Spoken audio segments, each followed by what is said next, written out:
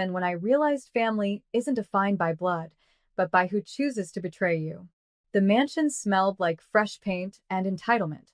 My father's grin stretched too wide, like a man who thought he owned not just walls, but hearts. "We're gifting the house to your sister," he said, voice syrupy, smiling at the crowd of relatives sipping champagne. "And you're not invited." I didn't flinch. Not yet.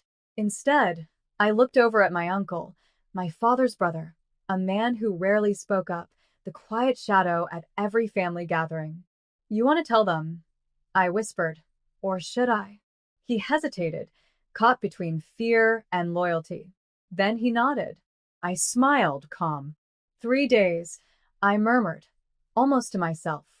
"3 days, and they'll know who really owns this house." Because what they didn't realize was this. I had worked years to pay off the mortgage, not with inheritance, not with a loan from them, but with my own blood, sweat, and patience.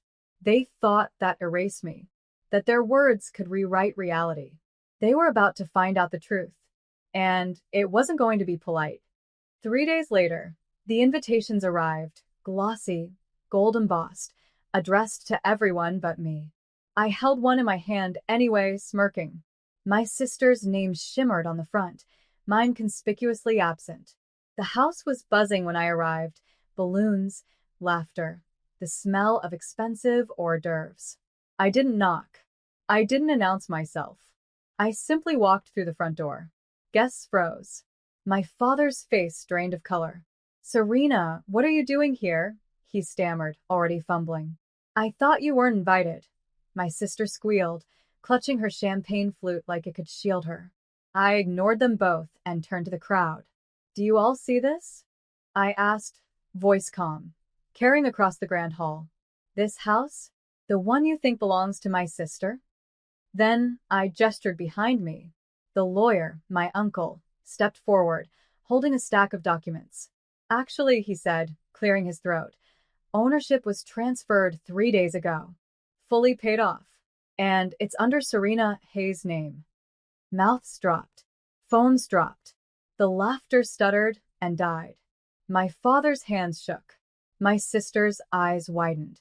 I smiled slowly, deliberately. "Looks like the party is mine." And just like that, the tables had turned. My father's face was pale, veins visible at his temples. "That's impossible," he said, voice cracking. I handled everything. I paid the bank. I stepped closer, calm, letting the weight of silence stretch. "You mean you tried?" I corrected softly. "But you forgot one thing. I had the proof. Every payment. Every transfer. Every signed receipt." My sister's laughter had vanished, replaced with a flush of fear. "Serena, we can fix this," she stammered, her voice high and brittle. "No," I said, shaking my head. "There's nothing to fix. You should have learned respect before thinking you could erase me." Guests whispered, glancing at the documents my uncle held. Some were familiar faces, family friends, neighbors, who had watched me quietly handle my career, my finances, my life. Now they saw the proof. Meticulous, undeniable, lawful. My father's eyes darted between me and my uncle. "Why didn't you tell me?" he demanded, desperation creeping in. I smiled. "Because some lessons are better delivered in person." I paused, letting everyone absorb the moment. The reality was clear. The house, the wealth, the symbol of their pride, it was mine. And no argument, no tantrum, no mockery could take it back. My sister opened her mouth, but the sound caught in her throat. And in that silence, victory tasted sweet. The party that was meant to celebrate my sister's achievement had shifted entirely. Guests murmured, exchanging glances. Some were amused, some shocked. Most were silent, watching the unraveling spectacle. My father's hands fisted at his sides. "You can't do this," he shouted, voice raw with disbelief. I let the words hang in the air, heavy and useless. I walked through the room slowly, the soft click of my heels echoing against the marble floor. "I could have let you keep pretending," I said, my voice measured, almost gentle. "I could have stayed invisible while you stole what was mine. But I don't do that anymore." My uncle's gaze met mine, a quiet nod of solidarity. The room seemed to shrink around my father and sister. Everything they had relied on, intimidation, favoritism, family influence, evaporated. I reached the staircase, letting my dress trail behind me like a curtain closing on their arrogance. From now on, I continued, looking over my shoulder. Every celebration, every gift, every opportunity that comes from me will be mine to give, or mine to withhold. My father opened his mouth, my sister flinched, but neither could find the words. And in that pause, the house, the very symbol of their power, finally reflected the truth. The rightful owner was standing at the top of the stairs, calm, victorious, untouchable. By the time the champagne had been poured again, I had already called my financial advisor. Every asset, every account tied to the house, was now fully under my name. Every legal loophole my father thought he could exploit was sealed, notarized, and documented. My sister lingered near the buffet, pretending to nibble on canapes, but her eyes darted toward me constantly. "This isn't over," she whispered when no one was looking. I smiled. "Oh, it is," I said softly. "You just didn't know the rules of the game." Guests, oblivious to the tension, murmured about the unexpected turn in family drama, but I didn't need them to witness my victory. The satisfaction wasn't for them. It was for me. I approached my father, calm, deliberate. "Every mortgage payment I made," I said, voice low, "was with my own work, my own discipline, my own patience. And you thought that meant nothing, that you could gift it away without consequence." He swallowed hard, words failing him. I placed a hand lightly on the marble railing, glancing at the crowd. "Consider this a lesson," I said. "Underestimate me again, and the consequences won't be so quiet." For the first time, I felt the power of my own decisions, my own persistence. The house was mine, legally, morally, undeniably, and they would remember it every time they stepped through that door. By evening, the atmosphere had shifted completely. The laughter that once belonged to my father and sister now carried a hollow ring. Guests whispered, glancing at them with sympathy, amusement, and a hint of awe for me. I moved to the balcony, letting the cold night air brush my face, tasting freedom. The house, once a symbol of their dominance, now belonged to me, and the realization felt almost unreal.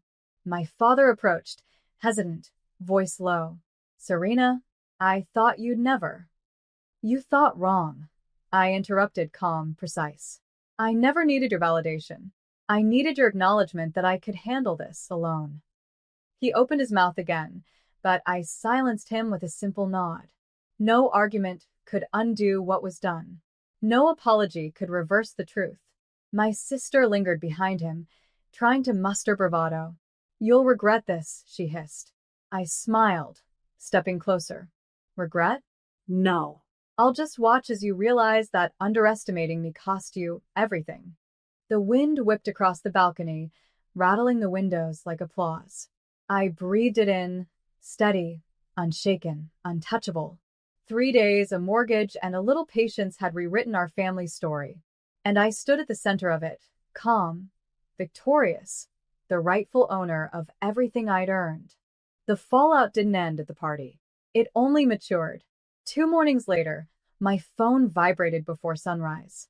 A message from my uncle, the same man I'd looked at 3 days earlier and asked, "You want to tell them, or should I?" "They're panicking," he wrote. "Your father's trying to move assets. Your sister's asking if you'll reconsider."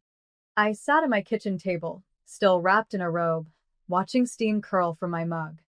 Funny, this was the quiet they never gave me when I was younger. Now it belonged to me. By noon, my father showed up at the house. My house.